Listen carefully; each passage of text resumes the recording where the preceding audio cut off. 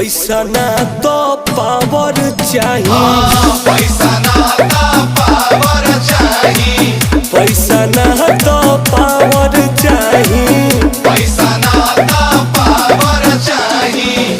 हमारा में दोसर हो कौन रे?